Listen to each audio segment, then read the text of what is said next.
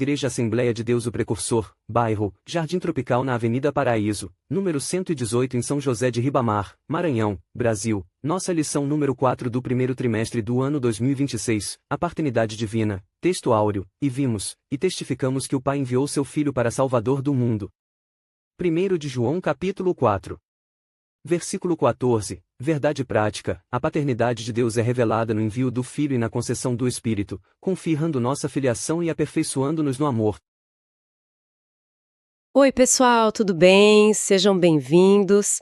Hoje a gente vai mergulhar de cabeça num tema que parece muito familiar, mas que tem umas camadas assim de profundidade que podem surpreender.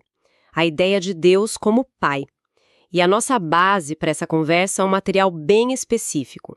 É um plano de aula de um estudo religioso, datado para janeiro de 2026, e ele organiza as ideias de um jeito muito claro. A nossa jornada aqui vai ser bem interessante, porque a gente vai partir de uma ideia quase filosófica, sabe? A paternidade eterna de Deus, e vamos ver como essa fonte nos leva, passo a passo, até a pergunta mais prática de todas. Como isso muda a forma como a gente vive, como a gente ama as pessoas ao nosso redor, no dia a dia. O ponto de partida que o material dá é uma frase de 1 João. E vimos e testificamos que o Pai enviou seu Filho para Salvador do mundo. Parece que tudo que a gente vai discutir hoje está contido aí dentro, né? Sem dúvida. E o que eu acho mais fascinante nesse material é justamente essa ponte que ele constrói.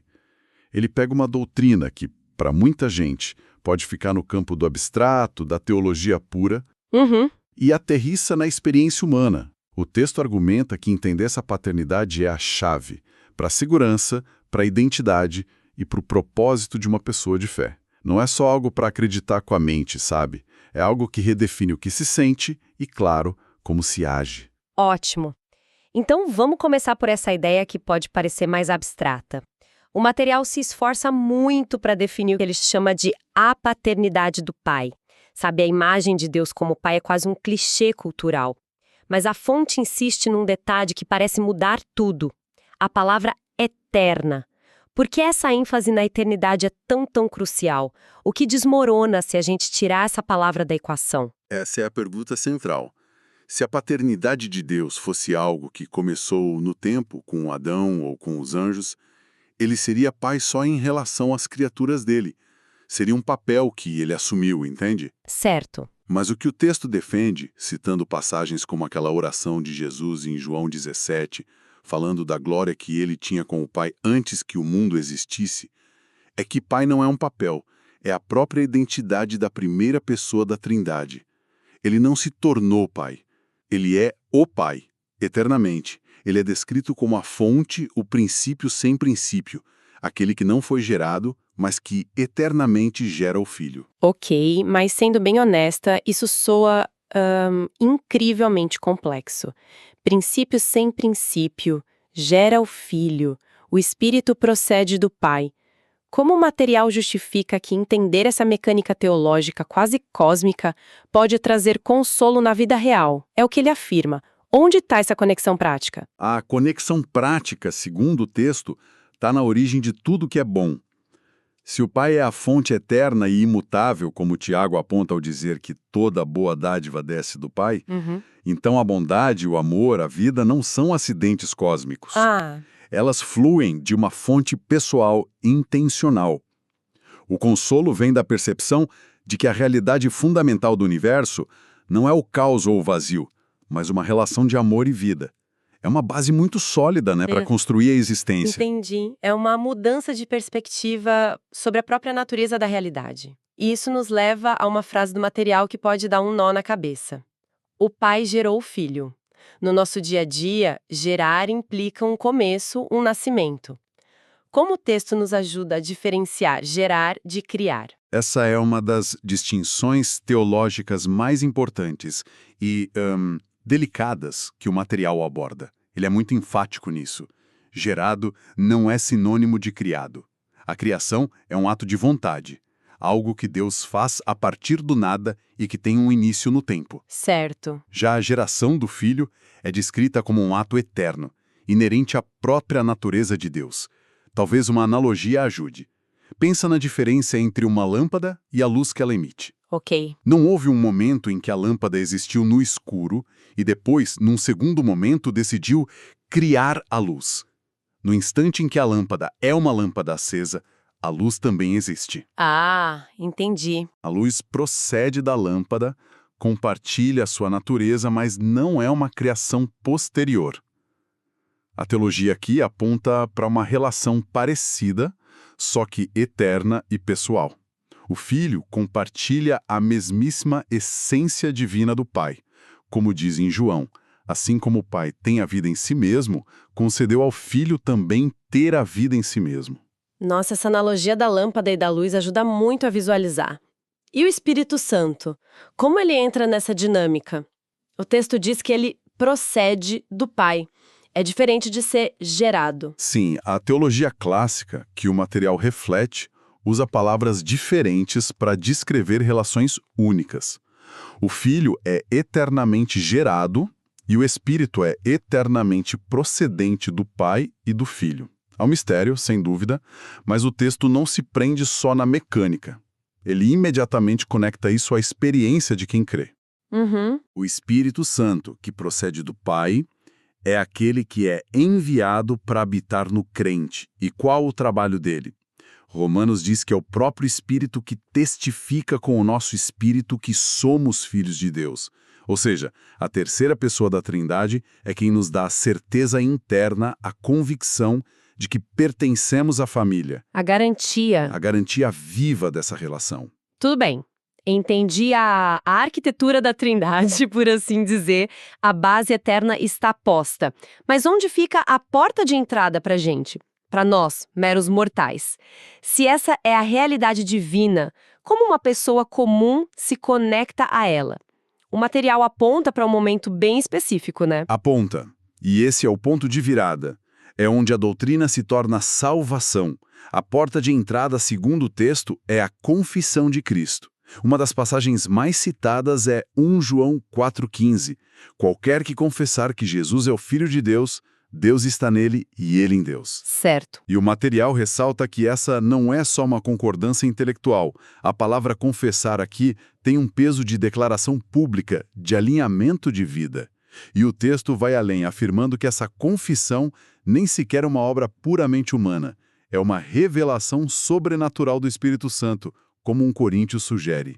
Em resumo, reconhecer que Jesus é o Filho eterno de Deus é a única chave que, segundo essa visão, abre a porta para a relação com o Pai. E se essa confissão é a chave que abre a porta, qual é a atmosfera dentro da casa? O que se encontra lá? A partir daqui, o tom do material muda e o foco se torna quase que exclusivamente o amor. Exatamente. Porque, segundo o texto, a própria natureza de Deus é amor. A paternidade não é só uma estrutura de poder ou de origem, é a expressão desse amor. E o material detalha isso de formas bem concretas. Primeiro, é um amor sacrificial. Uhum. O Pai ama tanto que envia o que tem de mais precioso, o Filho, como em João 3,16. Segundo, é um amor adotivo. Ele não apenas nos perdoa, mas nos dá plenos direitos de filhos.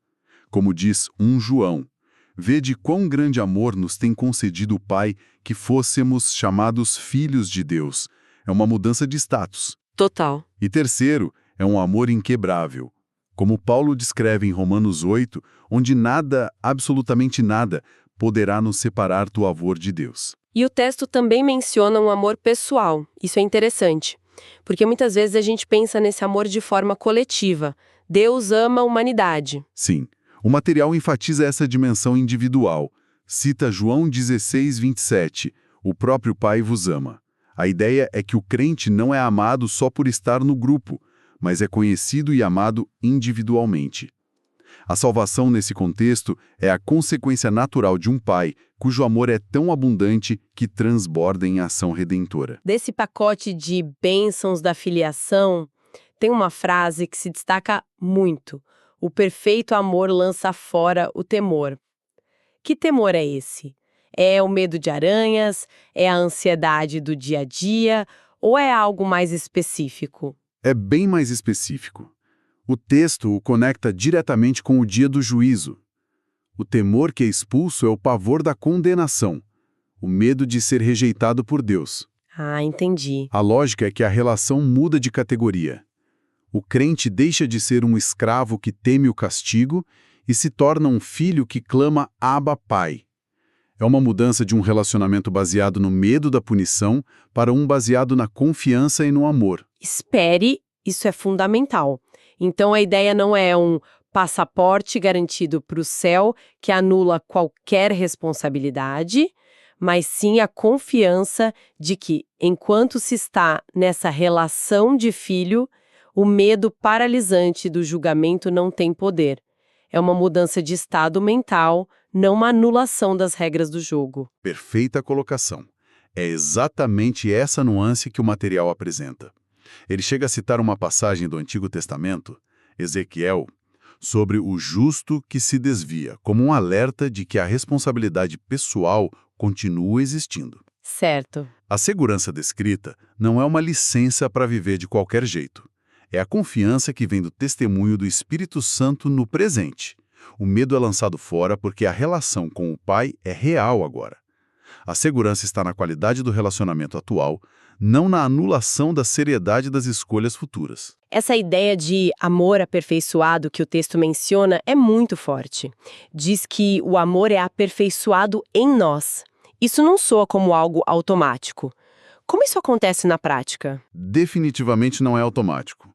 O material descreve isso como um processo, uma obra do Espírito Santo, que requer a nossa participação ativa através da obediência. A passagem-chave que eles usam é 1 João 2,5. Mas qualquer que guarda sua palavra, o amor de Deus está nele verdadeiramente aperfeiçoado. A obediência aqui não é vista como uma barganha para ganhar o amor de Deus, mas como o terreno fértil onde o amor que já recebemos pode crescer, amadurecer e se tornar perfeito. Ou seja, completo, maduro.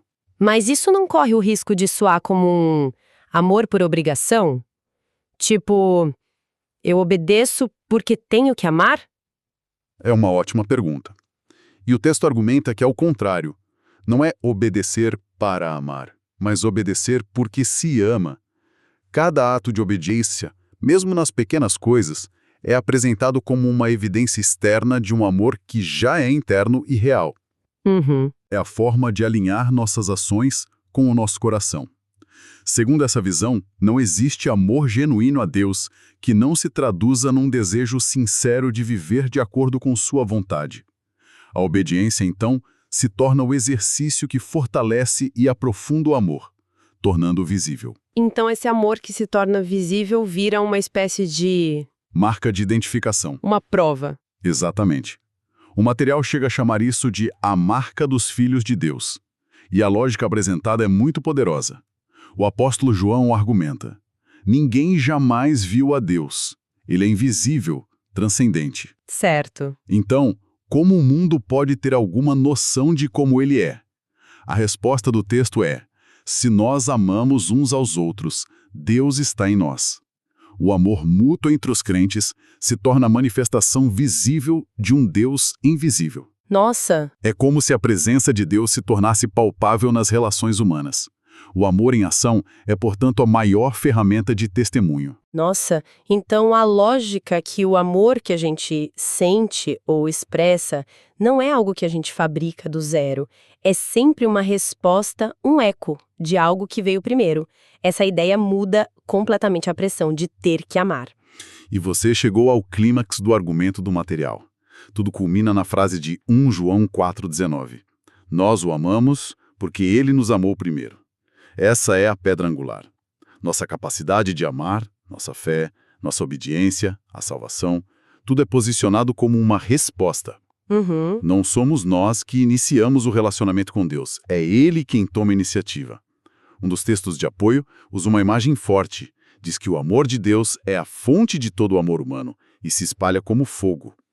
Fomos amados quando não merecíamos, quando, nas palavras de Romanos 5, éramos pecadores e inimigos. Portanto, Toda a vida cristã não é uma tentativa desesperada de ganhar o amor de Deus, mas uma resposta de gratidão a um amor que já foi dado de forma incondicional. Ok, vamos tentar amarrar essa jornada que a gente fez. Começamos lá no campo da teologia quase abstrata, com a paternidade eterna de Deus, vendo que não é um papel, mas a identidade dele. Daí vimos que a porta de entrada para essa realidade é a confissão de Jesus como Filho. Um ato de fé que nos insere nessa família divina. E uma vez dentro, a atmosfera de um amor que muda nosso status, nos adota e, o que é crucial, lança fora o medo da condenação, nos dando uma segurança relacional no presente. E por fim, descobrimos que esse amor cresce e se aperfeiçoa em nós através da obediência, tornando-se nossa marca de identificação no mundo e revelando que tudo o que a gente faz é, na verdade, uma resposta de gratidão ao fato de que Ele nos amou primeiro. Perfeito. E se a gente fosse destilar uma grande ideia de todo esse material, qual seria? A grande ideia é que a paternidade de Deus não é uma doutrina fria para ser memorizada. É a fundação sobre a qual a segurança, a identidade e a ética de um crente são construídas. Tudo se origina na iniciativa soberana e amorosa de Deus. A confiança para enfrentar o futuro e a motivação para viver no presente estão ambas ancoradas nesse fato primordial. Somos amados por um Pai eterno. E para fechar, uma reflexão que o próprio material propõe e que fica ecoando. O texto diz que o verdadeiro teste do nosso amor por um Deus invisível é como a gente trata as pessoas visíveis ao nosso redor. Isso nos deixa com uma pergunta para levar conosco. Se o amor é a evidência visível de uma filiação invisível, que tipo de prova as nossas interações diárias no trabalho, em casa, no trânsito, estão apresentando ao mundo sobre o Pai que dizemos seguir?